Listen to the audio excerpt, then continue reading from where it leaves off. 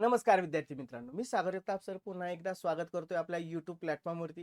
विद्यार्थी मित्रांनो, अनुदानित असेल, अंशतः अनुदानित असेल, या शाळांवरती कार्यरत असणारे जे काही शिक्षकेतर कर्मचारी आहेत, त्यांच्यासाठी एक नवीन आकृतीबंध तयार करण्यात आलेला आहे आणि लागू करण्यात आलेला आहे. तसा शासन निर्णय जारी करण्यात आलेला आहे. काय आहे तो शासन निर्णय? त्या संदर्भामध्ये कोणती माहिती या संपूर्ण शासन निर्णयामध्ये दिली गेलेली आहे? जाणून घेऊयात व्हिडिओच्या माध्यमातून. तत्पूर्वी चॅनलला नवीन असाल तर चॅनलला सबस्क्राईब करायला विसरायचं नाही आणि व्हिडिओ शेअर करायला विसरायचं नाही. विद्यार्थी मित्रांनो, आपल्याला माहिती आहे टी-ईटीची अनिवार्यता किती आहे आणि याच्यासाठीच आता आपण एक अत्यंत दर्जेदार बॅच सुरू केली गेलेली आहे, महागुरु 1.0 बॅच, की ज्यामध्ये मार्गदर्शक आहेत खुद्द स्वतः बाळासाहेब शिंदे सर. महत्त्वपूर्ण असे त्यांचे 2 विषय मराठी आणि इंग्रजी याची परिपूर्ण तयारी आणि त्यांच्या समवेत महाराष्ट्रातील सर्वोत्तम टीम तुम्हाला मार्गदर्शक लाभते. त्यामुळे यावर्षी तुमची पात्रता धारण करण्याची जी काही स्वप्न आहे ते अगदी पूर्ण होणार आहे. पेपर 1 असेल, पेपर 2 संपूर्ण डिटेल स्क्रीन आहे. स्क्रीनवरती आहेत. बॅच कधी स्टार्ट झाले ते पण आहे. ॲडमिशन ओपन आहे. लवकरात लवकर बॅच जॉइन करून घ्या.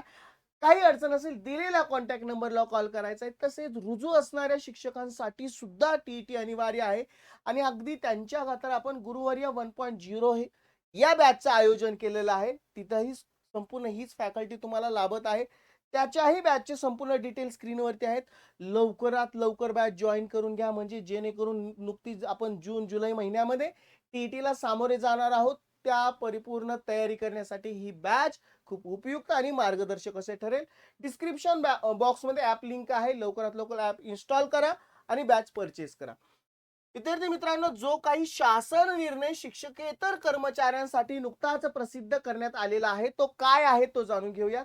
राज्यातील मान्यताप्राप्त खाजगी अंशतः पूर्णतः अनुदानित माध्यमिक, उच्च माध्यमिक शाळांसाठी शिक्षकेतर कर्मचाऱ्यांसाठी एक सुधारित आकृतीबंध लागू करण्याबाबतचा शासन निर्णय प्रसिद्ध केलेला आहे. तोही 18 फेब्रुवारी 2026 नुकताच 2 ते 3 दिवसापूर्वी हा प्रसिद्ध करण्यात आलेला आहे. यामध्ये काय नमूद केलेलं आहे ते बघा. संदर्भ 1 येथील शासन निर्णय 28/1/2019 अन्वये राज्यातील खाजगी अनुदानित, अंशतः अनुदानित माध्यमिक, उच्च माध्यमिक शाळांमधील शिक्षकेतर कर्मचाऱ्यांसाठी सुधारित आकृतीबंध लागू करण्यात आला आहे.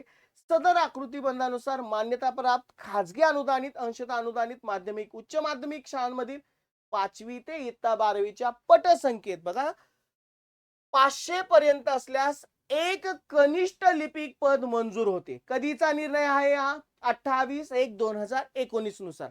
आता जो संदर्भ दुसरा काय दिलेला आहे, येथील शासन निर्णय 15/3/2024 अन्वये संच मान्यतेची सुधारित निकष विहित करण्यात आलेले आहेत.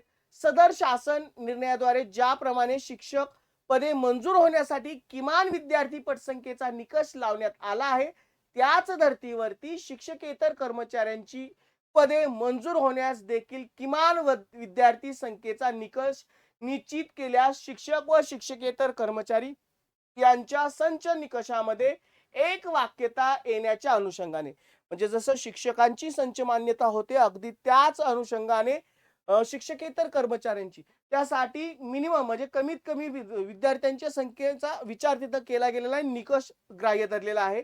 आणि सदर वस्तुस्थिती विचारात घेऊन शासन निर्णय 28/1/2019 मधील लिपिक वर्गीय पदांच्या बाबतीत सुधारित निर्देश निर्गमित करण्याबाबत एक शासनाचा विचारधीन होता. यासाठी तो दिलेला शासन निर्णय खूप महत्वाचा आहे. समजून घ्या काय दिलेला आहे.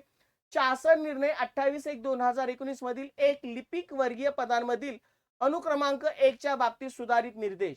विद्यार्थी संख्या 5वी ते 12वीची पटसंख्या शासन निर्णय 15/3/2024 नुसार किमान 3 शिक्षक अनुदेय होत असल्यास तिथं कनिष्ठ लिपिक 1 असेल, वरिष्ठ 0, मुख्य लिपिक 0.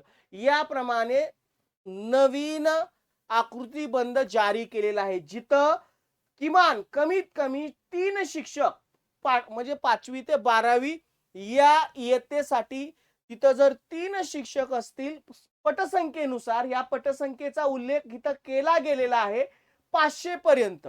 बरोबर. आता 500 पर्यंत असणारे बघतोय आपण इथं त्या मानाने जर 3 शिक्षक असतील अशा ठिकाणी एक कनिष्ठ लिपिक हा सुधारित आकृतीबंध जारी केला गेलेला आहे. म्हणजे नक्कीच हा सुधारित आकृतीबंध आता जे काही शिक्षकेतर कर्मचारी पण नियुक्त केलं जाईल कनिष्ठ लिपिकाचं, त्यामध्ये हा आकृतीबंधच ग्राह्य धरण्यात येईल.